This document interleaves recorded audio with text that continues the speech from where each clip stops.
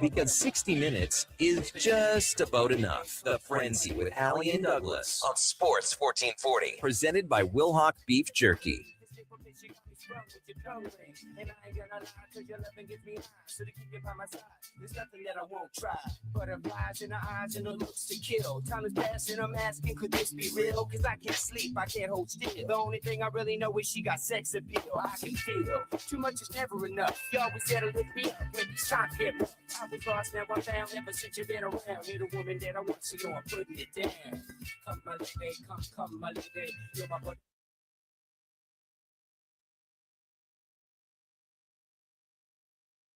BeefJerky.com. Check them out. Only available in Leduc. Connor Halley, Donovan Paulson, around the room here, Josh Fenwick, Young Connor, Cam Tate. We're all here in the Sports 1440 studios for this Monday edition of The Frenzy, and we thank you for joining us, whether it is on Sports 1440 AM on YouTube, maybe Facebook, X, Instagram, Twitch, the AM dial, iHeart, TuneIn, Radio Player Canada, our website, podcast even. Thank you. We do appreciate it. Text line is 1-833-401-1440. If you want to email us, we'll keep it simple. Just go Connor at sports1440.ca. Lots to discuss here on the show today. Of course, we will get to 3 rounds with Josh Fenwick, recapping a busy weekend in sports. Pete Bercich is going to join us, a former Vikings linebacker, also was a coach, and now doing some analyst work as well. We were playing some Minnesota Viking radio calls last week, and we know how fire they are. We will talk to Pete maybe a little bit about that as well, because he sits right beside the man who does it all, Paul Allen. Donnie, good morning. Big Marlins fan? No, I just love the hat. I love the old logo. That's when they built up great teams and then just traded everyone away. Yes, they won 2 World Series and then decided, we're good. Who goes back to back? What's the point? What's the point? Let's just go back to missing the playoffs. They were. I mean, at one point the Marlins had made every year they won the playoffs. They made the playoffs. They won the World Series, right?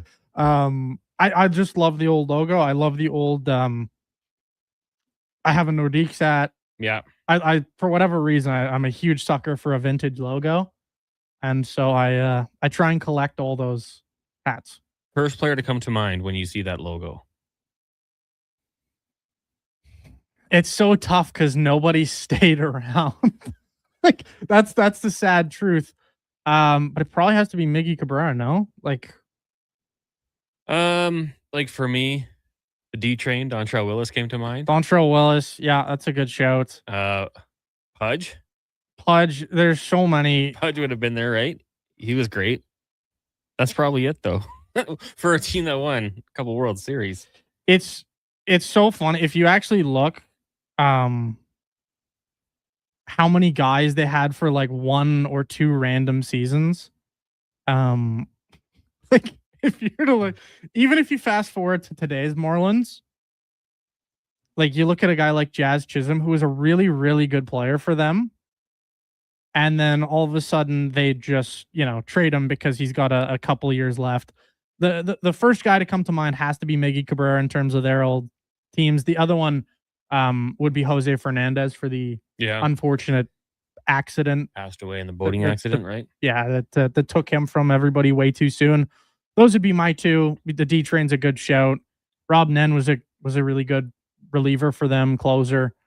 But they traded everybody away. So Miggy would be the guy. It's funny too, because I say Pudge and he played there for 1 year. It wasn't like he was a franchise guy. He went there, won a World Series. You mentioned Fernandez. Remember D. Gordon hitting the home run, his first at bat after? Holy cow. Like, how many home runs did he have in his career? Not very many. Then he goes yard immediately after the passing of Fernandez. It was a goosebumps moment. I want to look up while we're kind of just going through the break here. Who is the longest tenured Marlin ever? I mean, it's like, in my mind, I'm like, it's got to be like some guy in the bullpen we don't really know that much about. Luis Castillo? Jeff Conine, 7 seasons across 2 stints.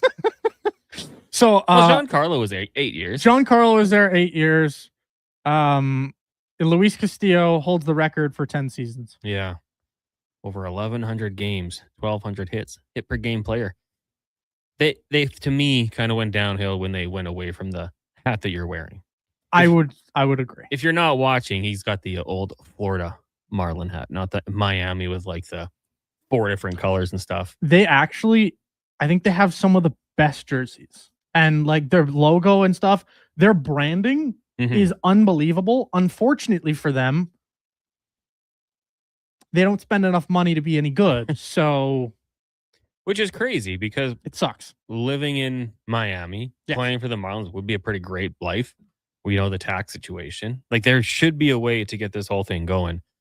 Just hasn't happened. Also, when I was a kid, that was the color of the Trappers, the black, the green, and the white. So like for me, like Jays were number 1, but the Marlins were kind of number 2. You guys ready? You want to get to 3 rounds with Josh Fenwick? Connor, you ready to do this? Let's want to ring the bell? All right. Ding, ding. Round 1. All right, fellas. In 10 years, who will be considered better all time? Adrian Peterson or Derrick Henry? You want to go first? I think I went first last time. I'm going to throw you under the bus. Okay. Both will be considered to be very good. This is a good one because I feel like as the elder statesman here, I would probably like support Adrian Peterson, but now Derrick Henry is getting a little bit older too, and I'm left to defend him against you young guys. Adrian Peterson, and I think one of the disappointing things about his career is that he played so long and the drop off was there. So there's a lot of people that look back and say, man, he wasn't that good when I saw him. But when he was out there, he was incredible. Like one of the most feared runners, like tore his ACL, came back and almost ran for 2,000 yards. Won an MVP, 7 Pro Bowls compared to Derrick Henry's 5 so far. He led the league in rushing on 3 occasions, doing it 8 seasons apart. Derrick Henry has done it twice, but went back to back. He's got him in touchdowns, leading the whole league. But I'm going to go with Adrian Peterson. Like this guy was just unbelievable. If you haven't watched his YouTube highlights, you can probably stop with his Washington time. You can like go back for a one-off where he popped off, but he was so dang good with the Minnesota Vikings. So I'll go Adrian Peterson. I'm going to go in the other direction. Good. With Mr. Derrick Henry. I think really what you need to look at when you look at Derrick Henry and compare the two is like Derrick Henry, he's obviously going to play this season. For sure. I would assume he probably plays the next season afterwards, unless something catastrophic happens. Derrick Henry will end his career easily as the 3rd all-time leader in rushing touchdowns, which, I mean, that's putting you up with some pretty elite competition, obviously.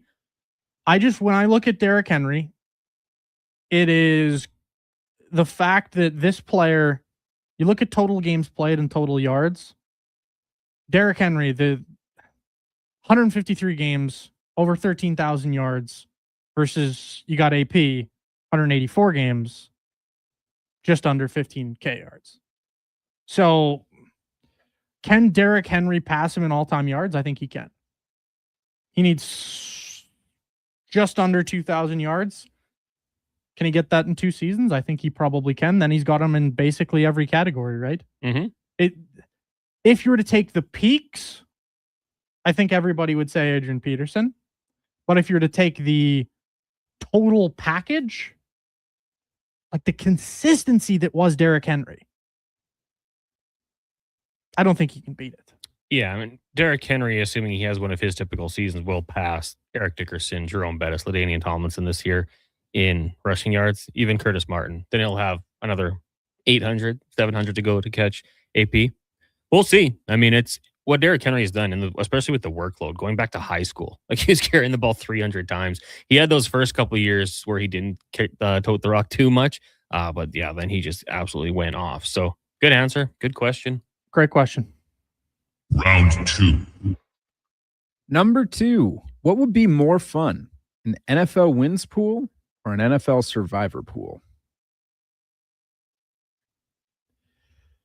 I tend to lean survivor pool. I think the survivor pool is it's a blast, right? And Maybe. unless you go out week 1, shout out Cincinnati Bengals. The trap that keeps on trapping. Losing to the Patriots, right? Yeah, losing to the Patriots. I think both of us went out that year with the Bungles in week 1. I love the survivor pool just for the level of competition it gives you. And I mean, they're both good. Don't get me wrong, but I just think the survivor pool, it doesn't separate the men from the boys, but it does separate your ability to judge traps. I don't know. They're kind of similar, right? Like I don't think you can go wrong. I'm just gonna say survivor. Yeah, I mean the survivor pool is fun for chirping your buddies. Like if you're like me, who's been in 3 in the last 3 years, and I think I've had total 3 weeks. Like I've been knocked out the last 2 years in the first round. Like you said, the Bengals losing to the Patriots a couple years ago, absolute fail. So for me, I would go NFL wins pool just because you could have an off week and you still have an opportunity to keep it going here. That's a little more long. For me, not being in something from week 2 going forward isn't very fun. So I like the concept. And if you have success in a survivor pool, I think it's quite a lot of fun. If you're like me and suck at it, wins pool keeps it going just a little bit longer. I can't remember if I was our longest tenured member last year. You were the second longest tenured because I went out in week 13 on that Rams-Panthers game, and I think you had gone out the week previous. I wanted to say I was either 12 or 11. Yeah, you're right, Josh. Yeah. Also, as a guy that does both the wins pool and the survivor pool, the wins pool is fun because like you're basically forced to pick a team that is going to be bad. You just don't know if you accidentally picked them in the first round or if you got them in the third round. So there's been, I think I'm going on 5 years now. There's been, I think, 2 or 3 separate instances where my highest wins totals come from the team I've drafted in the third round. Or like my sister, the year we tied for the win, she got the Vikings in the third round. And that's Sam Darnold. That was Sam Darnold's year where they won 14 games or whatever it was. So I think it keeps it interesting, and it gives you 3 more teams that you will watch throughout the entirety of the season. You're not just picking a game a week. Just on Lance quickly, because he's saying he's starting a survivor pool. Who should I be taking week 1? To me, like it's Homer, but Chargers Cards or Lions Saints. Actually, I would also look at Jags Browns. Those are 3 that step up to me. All right, let's get to the final round here. Final round. Number 3, what's more fun? Hate watching a player or hate watching a team? I love this question. Hate watching a player or I guess team. I'd probably say like if I'm like the Super Bowl, seeing the Patriots lose was unbelievable. I didn't hate Drake May. I didn't hate anyone specifically on that team.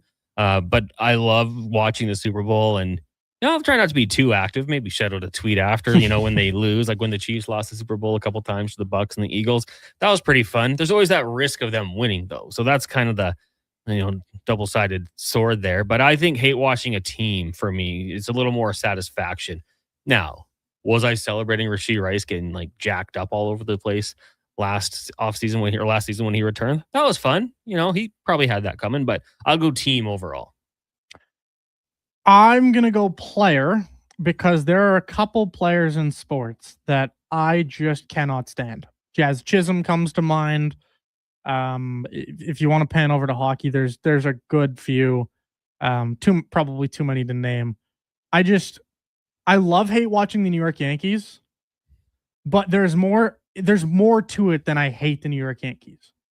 Like, if you were to ask me, what do I hate more, the New York Yankees or Jazz Chisholm?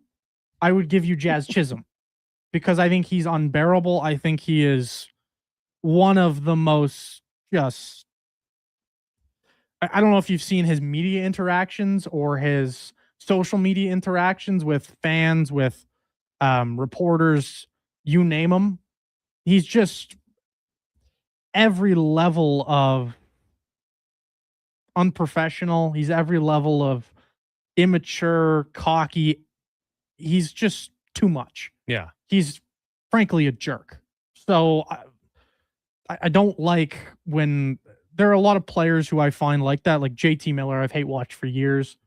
I've got to lean the players just because there are a couple of them where I'm just so actively rooting against them. Like when Jazz Chisholm gets a hit, it's unbearable for me. Take it personal? No, I hate it. Like when I watch Jazz Chisholm get a home run, it is so much worse than watching the Yankees win. All right. That's fair. I don't think you're alone on this one. A few people texting in, they agree. MTR says, hey, watching a team for sure, because it involves the entire fan base. Like, yeah, like I love, man, when like the Chiefs were losing games, like take that Jackson and Brittany Mahomes. Like it was fun to see them shut up a little bit, because they've kind of been quiet lately, but they had a run where they were intolerable. I could not tolerate those guys on what they would do. Like Johnny B says, how about the Kachucks and the Panthers? Yeah. But then Matthews scores and he's chewing on his mouth guard and he gives you that smile. Like, because the way I'm looking at it is there are some like you can't just want to punch an entire team in the face, but you can want to punch one player in the face. That's how I look at it. Is if given the choice, would I really like to sock Matthew Tkachuk in the face? Yeah, I probably would want to, because I really don't like the guy. Same with Jazz Chisholm, where I look at the rest of the Florida Panthers roster, and sure, I don't like Brad Marchand. Sure, I don't like Aaron Ekblad. But who do I really despise? It's that one or two players. Mm-hmm. No, like, I don't care about Eetu Luostarinen. MTR says, I want to jolt Triple C, so that's why I watch Eagles every week. Hate watch. Earlier on in the show, we were talking running back. Triple C in a truck had AP all day. MTR had Derrick Henry because of the longevity. I knew those guys. They'll never agree on anything. They don't even have to know the opposite side. They're just going to disagree. Great questions. Josh, we'll take a break here. When we come back, Pete Bercich going to join us. Former member of the Vikings, also coach, now part of the radio network. It is The Frenzy, brought to you by Will Hawk Beef Jerky. Wondering what you can afford? Let Go Auto do the math with our free car loan calculator. No pressure, no awkward convos, just quick answers on your budget and payments. Bad credit, no credit? We got you. Text CHECK to 780-777-7777. That's CHECK to 780-all-7. Find out what you qualify for and start shopping with confidence. Go Auto. Drive what you love with payments that make sense. Tap into the fun of Play Alberta's most popular casino games. From the fast-paced spins of Cash Eruption to the retro thrills of Sevens Wild, online excitement is always at your fingertips. Spin through your choice of popular slots or discover Alberta-exclusive games you won't find anywhere else. Visit playalberta.ca/Gregor to learn more. That's playalberta.ca/Gregor. Must be 18 plus to play. If you gamble, use your game sense. Beer League Slow Pitch. It's an Alberta summer tradition. I got shortstop. I'll take pitcher. Yeah, I'm just here for the dugout snacks. When you're playing on the field, you need serious fuel. And there's only one MVP. Will Hawk Beef Jerky. Load up on Alberta's best beef jerky and hit a home run with the team. It's the perfect snack for your summer sports. Will Hawk Beef Jerky. Because you can't have summer fun with salad. Only available in Leduc. I'm Colin Livingston, president of Cantork. Cantork has always been a forward-thinking company, but now that we've turned 25, I can't help but take a minute to take a look back. Thank you to everyone that's been with us along the way. Tee up for a great day on the course and support the Stony Plain Eagles Senior Men's Hockey Club. It's the Stony Plain Eagles Golf Tournament. Gather your foursome and join the Eagles August 25th at the Links at Spruce Grove for a 2 p.m. shotgun start. Enjoy a fantastic afternoon of golf, great company, and friendly competition, all while supporting the Stony Plain Eagles. Get all the details and register today at stonyplaineagles.com.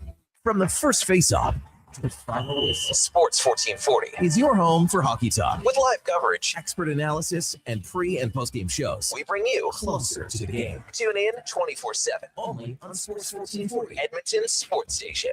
I missed one payment, then another. Now I feel behind on everything. I can't keep up. Falling behind happens to more people than you think, but there is a solution. My name is Parveen Middleton. I'm a licensed insolvency trustee at BDO here in Edmonton. Together, we can create a plan that fits your situation and helps you get caught up and back in control.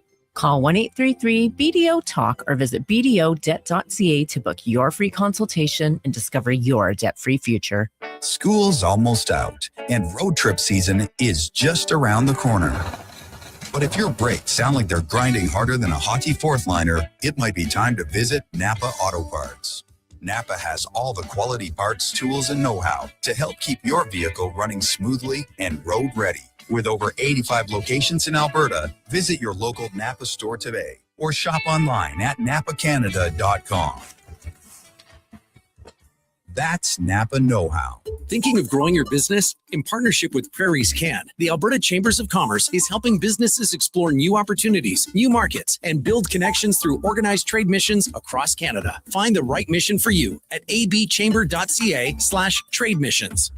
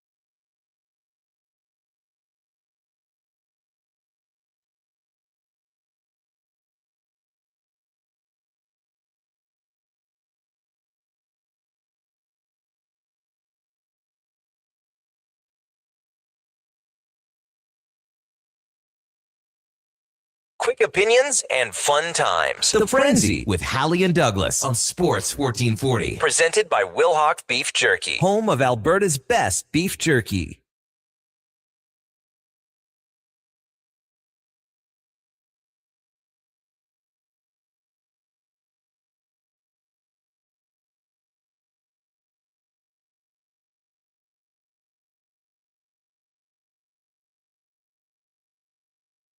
Peruse the menu. Talk to Trent. You could talk some Oilers, some Dallas Cowboys as well.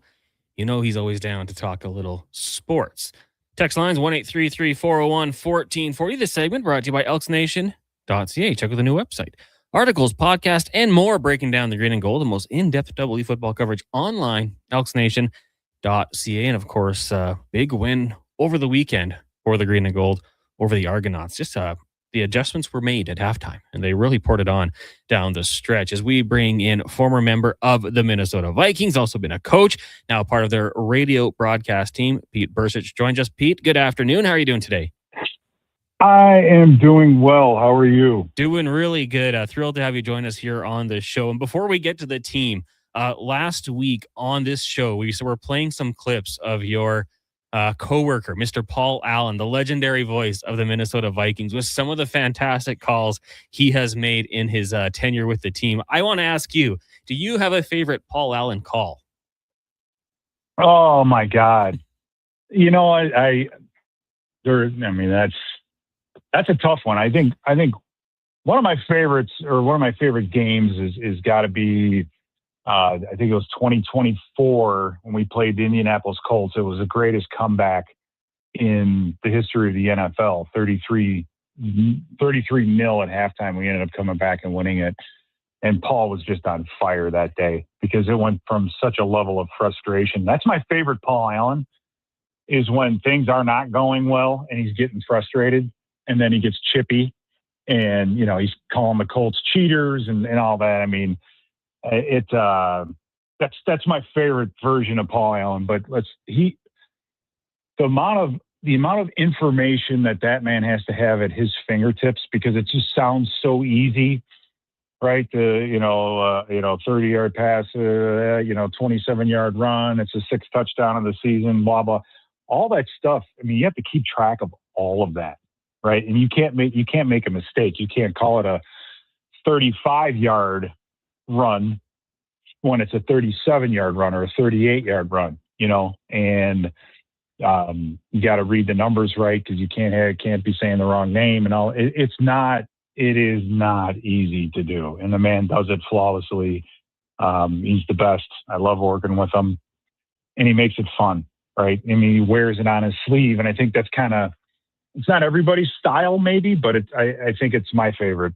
He just lets it all hang out, and it's fun. It's a lot of fun. We kind of heard both ends of it. We saw the Saints Vikings game with the interception, and then the Minneapolis Miracle as well. And our listeners were loving it. And that's kind of my thought. Whenever something big happens with the Vikings, like, okay, TV call, fine. I got to go get Paul Allen's. Did you play the one where Josh McCown kicked us out of the playoffs? No, we didn't get to that one, but I remember that one. No, that's when he's yelling no. He's yelling no. Yeah, that one. At that time, I was coaching, so I was 2 booths away from him, and I think I heard him yelling that. I mean, we were all obviously yelling our version of kind of the same thing. But that one was a good one too. That was that Josh McCown knocking us out of the playoffs. I believe that was 2000. What was that? 2003? Yeah. 2004. 2004, I believe. No, 2003, I think it was. To Nate Poole, right? Yes. Because I think Nate Poole got the was it the Packers or one of the other divisional rivals, I think, brought him in to celebrate him for knocking the Vikings out. That was a long time ago, but that was a crazy play and one of Paul's best calls for sure. So let's look at today's edition of the Minnesota Vikings win over the preseason and over the Giants 13-10. And I think lots of reasons for excitement. The biggest problem might be that division and just how tough it is. But I want to ask you, looking at JJ McCarthy, and we know he was taken with a first-round pick a couple of years ago and sat on the bench and had the injury, and this year they bring in Kyler Murray. I just want to ask you, what is next for JJ? What's his thought process going into this season? Second-string quarterback, but still knowing that Kevin O'Connell has developed quarterbacks way later in their career than he is. I mean, to me, it seems like just stay focused, follow the course, and you still got an opportunity here down the road. Yeah, I think the only thing that's kind of changed is just the situation where when you're drafted number 10 overall, you're kind of the heir apparent. And when the time is right, you get your opportunity. Well, he's had that, and now he's battling to get that start back. So it's more like a Tom Brady, Drew Bledsoe situation back in the day where he has to be ready at any moment to get in there. And once you get in, you never look back, right? So that approach is going to have to be tweaked a little bit. I think I'm very interested to see how he plays this weekend, how he responds, to everything. It's a big disappointment. Obviously, I'm sure for him, but it's not in life. It's not what happens to you. It's how you react to it. So he's got to turn this thing around. He got to understand what his role is now. He's very capable of being the starter. We've seen it. And so just has to bring that out, right? He just has to bring that out and take control of the huddle, take control of the team when he's out there doing it, and prove and let everybody know that as soon as if anything happens with Kyler Murray, he is right there to pick up where he left off and, go from there. To keep things on the offensive side of the ball here, are we ever going to see the old TJ Hawkinson back again? We'll see. I mean, he's physically in good shape as far as, he got his hair cut, so you're not going to see the old long-haired TJ Hawkinson anymore unless he plays for another 5 years. But so you'll see a different version of him with the shorter hair. What's interesting about that situation is just how much Kyler Murray loves his tight ends. You go back and see what he did with the Arizona Cardinals and how good he was on the short passing game and throwing those tight ends and how important the tight end is to him. I think it gives Hawkinson an opportunity, to come back and do that. Now, don't forget, 41 receptions last year, 455 yards. I think he was third on the team in total receptions. So, he still was from a target standpoint, a decent size chunk of the offense last year. I kind of expect that to grow, and I think there's a possibility and opportunity for that to grow. So are you going to get vintage TJ Hawkinson from 5 years ago? Probably not. He's not that same guy, but I still think he could be a big chunk, a big effective piece of this offense. To flip things over to the defensive side of the ball here, a couple key losses in Jonathan Grenard and others, of course. You got the legendary Viking, of course, retiring back there as well. Should we expect this team to take a big step back? Like, they've been great under Brian Flores on the defensive side of the ball, but what should we expect with this team defensively this year? What's going to be important is just the development of Dallas Turner. Dallas Turner is replacing Jonathan Grenard, which is hard to do. He's not Jonathan Grenard. He's a different type of player. That's why you go out and you draft Caleb Banks and Dominique Orange in the first and third round to beef up that defensive front. Those guys, they're young, right? They had their first taste of NFL. Caleb Banks hadn't, but played 4 games last year, and it kind of showed toward the end. And he's got to get himself in that game shape and that conditioning. Same thing with Orange and the technique and what's demanded from them. It looks simple, but it's definitely not. So that development there, needs to take place. And so, how long is that going to take? Can they get that all done by the end of the preseason? Are we going to have to wait till a couple weeks into the season before those guys are really making an impact? I mean, you have Jalen Redmond and Levi Drake Rodriguez, Tyron Ingram Dawkins, who's been moving around a little bit. So you have some guys with some experience there, but you lost a lot with Jonathan Allen and Javon Hargrave, especially Jonathan Allen. Say what you want about his productivity. He was out there a lot. So that's a lot of snaps that need to be replaced. And, you've got an army of young guys to do it, and hopefully they can take care of it. As far as the rest of the group, I mean, Metellus and Blake Cashman and Eric Wilson and Jay Ward and Theo Jackson. I mean, those guys have been playing together for quite some time. And I expect that to continue. I mean, with or without Harrison Smith, I think that group is pretty capable, and that's what they got to do. They got to communicate. And the more they can communicate, the better they're going to be in this offense. And for example, Dallas Turner had a sack during the game, and it was basically because Blake Cashman's pressuring up the middle, and Turner's smart because if you're pressuring up the middle, you don't pick an edge and try to get to the quarterback. You just wait and let the blitz flush the quarterback, and then you come off and make the sack. Well, at the same time, Theo Jackson is making an unbelievable play in the backfield, reading the eyes of the quarterback and actually, dead sprinting to where he wanted to go, where the hot route, where he wanted to go with the football. And that caused the quarterback to pump fake. He held on to it. And that ended up being a sack for Dallas Turner. So you have to have 11 guys making the right play at the right time for one guy to make the sack or to make the interception. And this group plays very, very well together. And so I'm hoping they could pick up where they left off, but we'll see. One more from myself here. In respect to this running back room, you've got obviously Aaron Jones, you got Jordan Mason, you got Damon Claiborne, who they drafted. What is the expectation for Aaron Jones and Jordan Mason in particular? Is this too simple to say kind of a 55-45 split percentage here? Like, is this a 1A, 1B type situation, or what are you looking at for them this year? Well, I think with Aaron Jones, it's just a matter of volume and how much he can handle and how well his body holds up. When he's healthy and he's good and he's fresh, he's unbelievable. We saw that early on in the game already.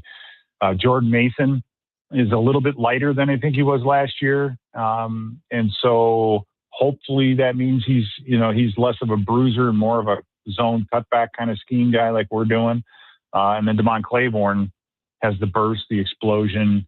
With him, just ball security is a big thing because it kind of haunted him a little bit in college. But he's got an opportunity to be a kick returner. He's got that speed to get to the edge. So he's kind of a wild card in this whole thing. And then you still have Xavier Scott, who, filled in nicely last year, caught a touchdown pass, I believe, against the Steelers. So for these younger running backs, the pass protection and the routes and the receiving side of it can be a little daunting. The running game they can get, but the rest of it, that's a lot of mental load. But as far as Aaron Jones and Jordan Mason goes, I think Aaron Jones will get as much work as his body will let him. They're going to be prudent about it, I think. But man, he's good, and I think he's going to fit this scheme perfectly. We're looking at the Minnesota Vikings with Pete Bercich of the radio network here on The Frenzy. Halley and Paulson with you. Let's go back to the offensive side of the football here. And I think the big question for a lot of people, real football and fantasy football, is Justin Jefferson. And, he had a good season last year. I think it's kind of unfair with a guy that great. Expectations are just so high. So it still had 1,000 yards at 84 receptions. They were trying to get him the ball with 141 targets, found the end zone twice. I just want to ask you if you're expecting more of a bounce back Justin Jefferson season with having Kyler Murray under center. Yes. I think, we had 3 different quarterbacks start last year, kind of a merry-go-round. And, when the Vikings have had stability at the quarterback position, we've won 13 and 14 games, like Sam Darnold and Kirk Cousins. So having that stability is important. And I think it's going to help Justin Jefferson. I think the wild card here and what's unique with Kyler Murray is just his ability to run and his ability to scramble and maybe extend some plays, which is not, we've had tall pocket presence type quarterbacks, right? We've never really had a scrambler start in that regard. We've had a couple guys fill in who can scramble, but the threat of the running game and the ability to have the quarterback take part in that will help affect defenses and how they are going to defend us. So I think that's what Coach O'Connell's looking at, is to see, we have a feel, we know what teams have done in the past to try to slow down Justin Jefferson. Well, now we might have a different type of a counterpunch with Kyler Murray and his mobility. And that interplay between being able to run the football effectively and being explosive to make teams have to make adjustments to stop the run, that is only going to benefit JJ. So quarterback stability and the added opportunities at the run game, I think, are all going to add up to to JJ. Justin Jefferson having a great year. I mean, he's a $40 million asset that's sitting out there, a wide receiver, and he had 2 touchdown receptions last year. That number absolutely has to go up. Jordan Addison's in a contract year, so we expect a lot out of him.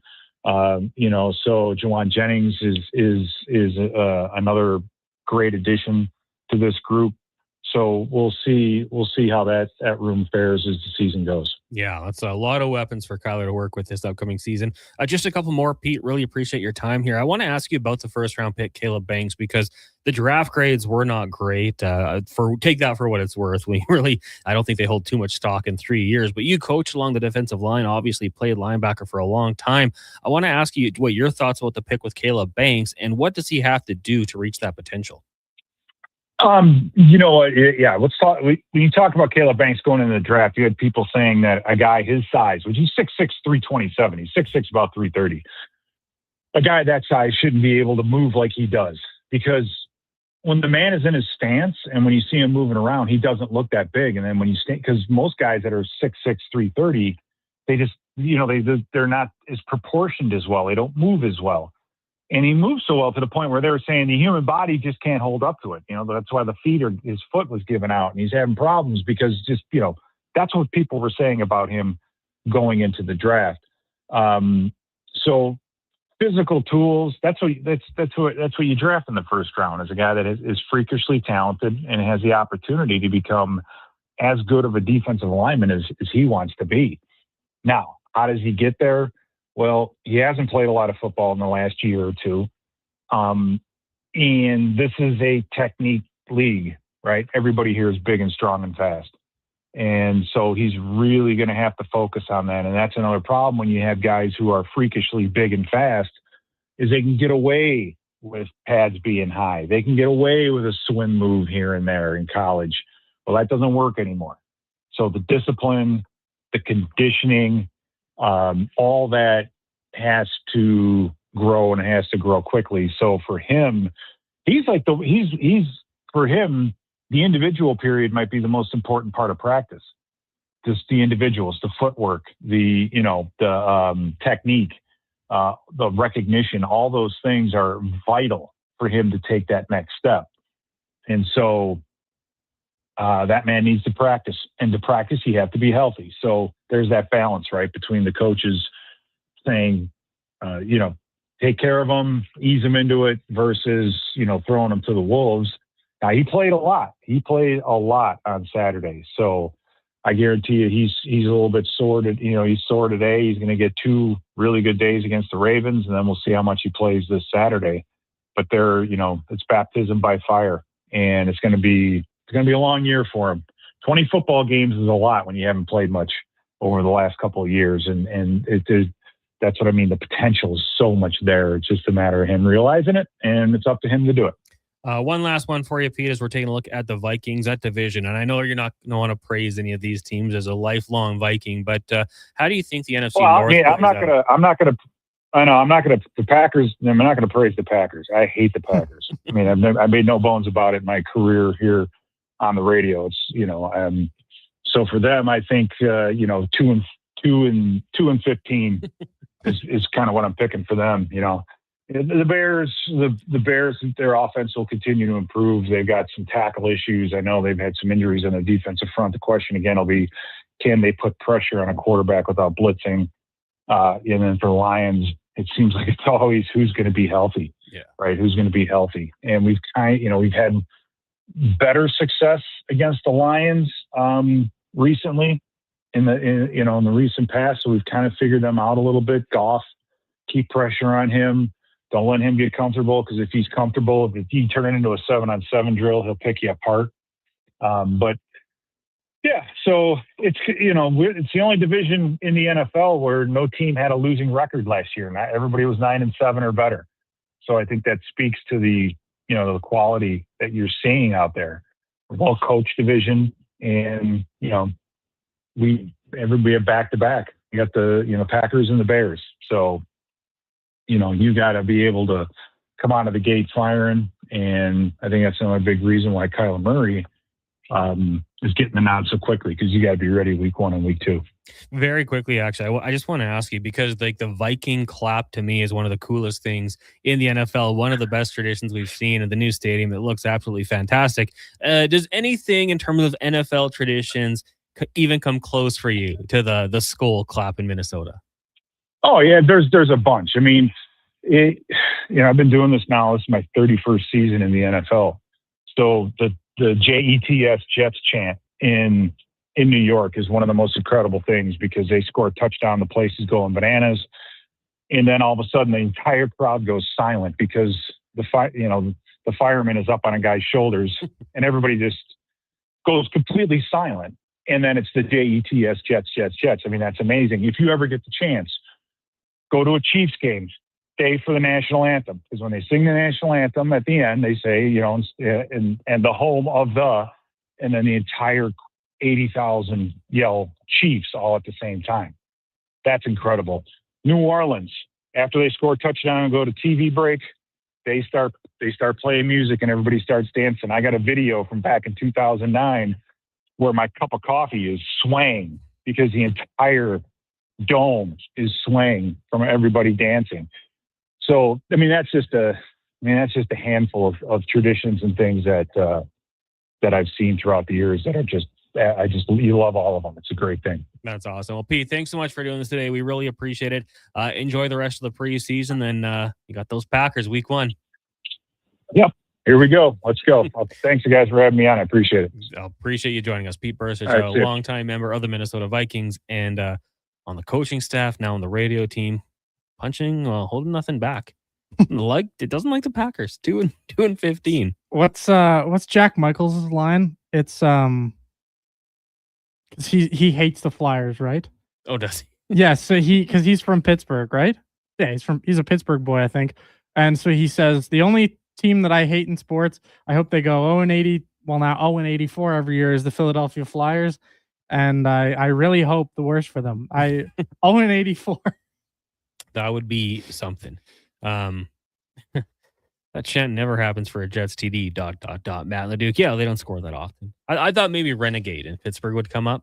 Mm-hmm. That's a pretty good one after the third quarter, but I guess that'd be kind of one of those things you don't see in New Orleans. Like, they go to commercial break, the music starts, everyone's just dancing.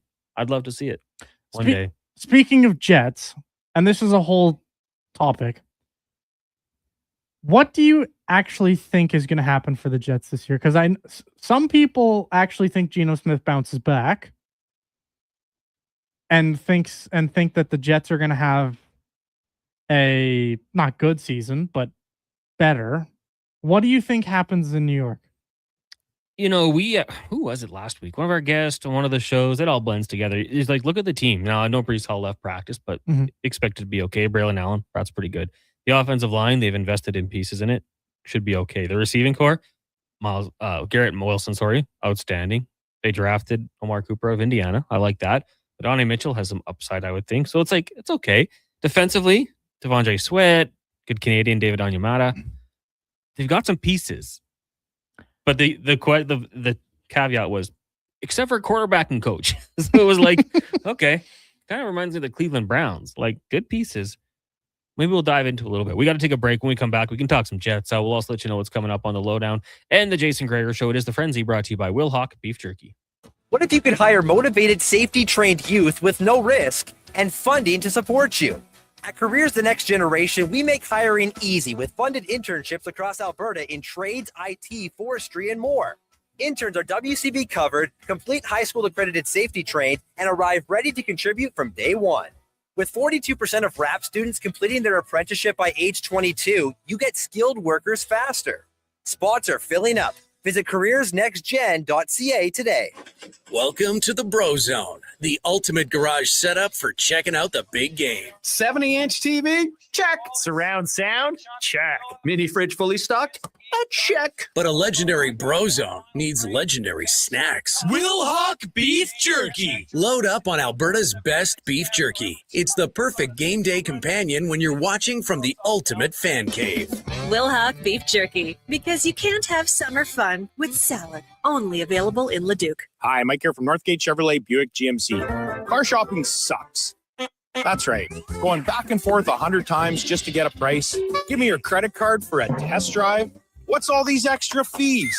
That sounds ridiculous. At Northgate, we do things a little differently. Good deals on new, pre-owned vehicles, good people, and a great selection. And don't forget about our employee pricing. Stop in and see us today, 13215 97th Street, or visit us online at northgategm.com. You're in Northgate country. Get your early morning going with the sports stories Edmonton actually cares about. Catch Tom Gazzola weekday mornings from 7 to 11 on Sports 1440. Edmonton sports leader. Don't just listen. Join the conversation at 833-401-1440. For over 60 years, the folks at Diablo Boots have been selling the best Canadian-made boots. Handcrafted in Winnipeg, Canada West makes the best quality cowboy, biker, and work boots for Diablo Boots with replaceable soles and heels. Why buy cheaper quality like Ariat, Justin, and Red Wing made in China when Canadian-made is better? Support Canada's workers and Diablo Boots for the best boots. So save on boots by Save on Foods. That's Diablo Boots, 3340 Gateway Boulevard on the east side of Save on Foods. Canada West and Diablo Boots, the two best names in the boots business.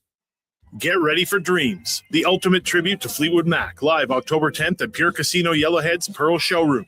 Relive the magic with a six-piece band delivering the authentic sound, style, and spirit of Fleetwood Mac, featuring iconic costumes, rich harmonies, and unforgettable performances of the greatest hits you love. Tickets from just $44.99. Get yours now at Ticketmaster. Don't miss Dreams, the ultimate tribute to Fleetwood Mac, October 10th at Pure Casino. Pure entertainment, pure action, and pure imagination.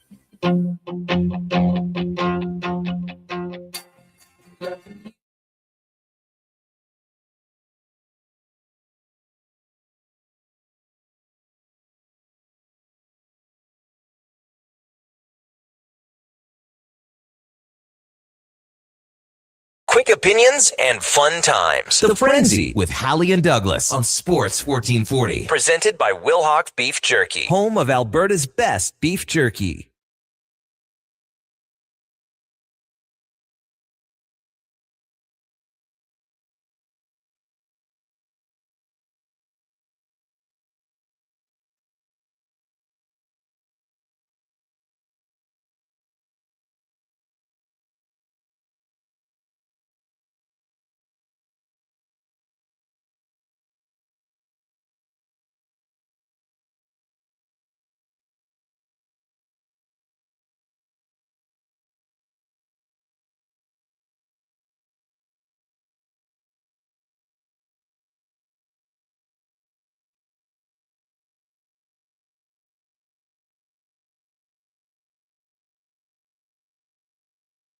Back it is the Frenzy here on Sports 1440, brought to you by Wilhock Beef Jerky, the home of Alberta's best beef jerky. Online, wilhockbeefjerky.com. Connor Halley, Donovan Paulson. We've got Josh Fenwick. I don't know the order to go in. Connor the Younger is on the board, so I usually go with the producer. But, Josh Fenwick here. We're all here hanging out. We've got Jane Victoria. Yeah. Studio. Came by for a little visit. Along with his wife. We open the doors up for everyone. Right? We do. We are very inclusive. Yeah, exactly. And we like to include all you listeners into our mix here. And especially if you fly or drive over, a province. That especially, but yeah, especially when you're a very loyal listener like Jay is. It's always nice to have a nice little meet and greet and meet you face to face. Because hey, you never know who it is behind the keyboard. It's true. It's true. We should say I don't know necessarily what's coming up next on the Lowdown with Lowtide. I have not seen a tweet. It might be me. Declan asked me if I would hop on in Gregor's spot, and I said, try to get someone else. If you don't, I'll hop on. But nobody wants me for an hour and then part of the Lowdown, and then I'm hosting Gregor's show. That's a little too much. So I don't know if they found someone else. Hopefully they did. If not, the ultimate team player. And then I'll be with the Gregor show from 2 to 6 today. We got Kevin Woodley from In Goal Magazine, Rick Walters, former CFLer, Grey Cup champion, will join us from 3 to 4. Kind of have a little bit of a breakdown with him. Of course, we'll talk about the Elks' big win over the Argos, but also how about flag football? Canada qualifying for the Olympics on the men's and women's side. The women, number 1, our game now. That's how it works. U.S. was claiming hockey's their game after the Olympics, so we're in right now. Flag football, our game. Alex Adams will come by, covers the Ottawa Senators for Sportsnet. I want to get the mood on the Sens.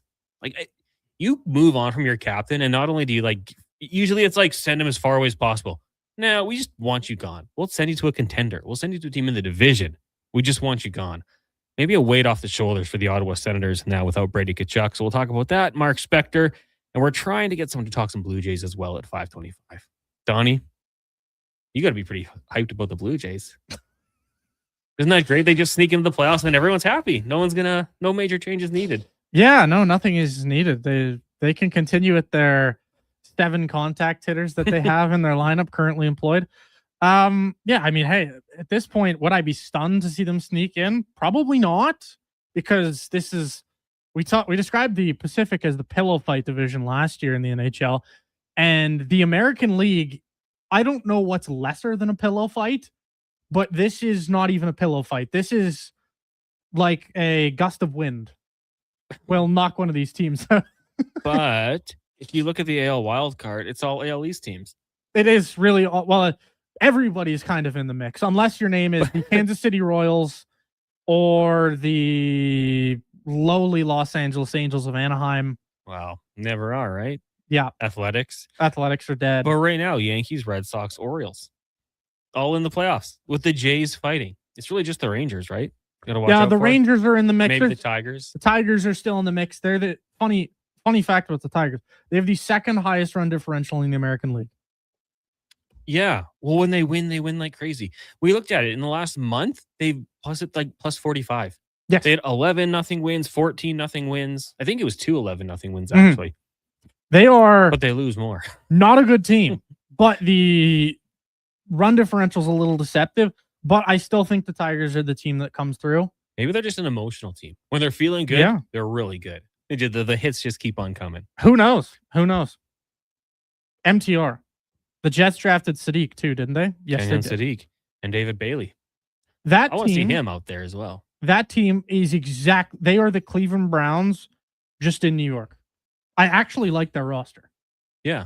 Minus what's playing a quarterback, which is Geno Smith. And could Geno be average this year? Maybe. Could he be terrible? Absolutely. I have no idea. If you're running like a 33% throwing offense and then you just pound the rock 66% of the time, wear teams down, maybe you get a couple wins. And then, it's also not bad if you lose football games, right? You can draft the quarterback. That's probably the end goal for them. That is, but I don't think they're bad enough to be truthfully in that same mix as the more I look at the roster, I'm like, but they are the Jets and they'll still find ways to lose. But it was Mike Oliva, a Dolphins reporter, who was telling us that the Jets, outside a quarterback, maybe not that bad. So we shall see. Will the Dolphins sweep the Jets this year? Maybe, but I hope not. That music means we are Get done. the QB train, baby. Up next, it is Lowdown Fotide, followed by the Jason Greger Show. No Blue Jays tonight, just Fox Sports Radio. We are going to get to a Sports 1440 update. I don't know who's doing it. Any volunteers? Donovan Paulson? All right. We'll get to a Sports 1440 update brought to you by the Edmonton Elks. Kick off the second season with a 5-game ticket pack. You get a $25 voucher as well. Get your half-season pass at goelks.com/tickets. Edmonton Elks, our city, our year. Here is Donovan Paulson. Well, this is a Sports 1440 update.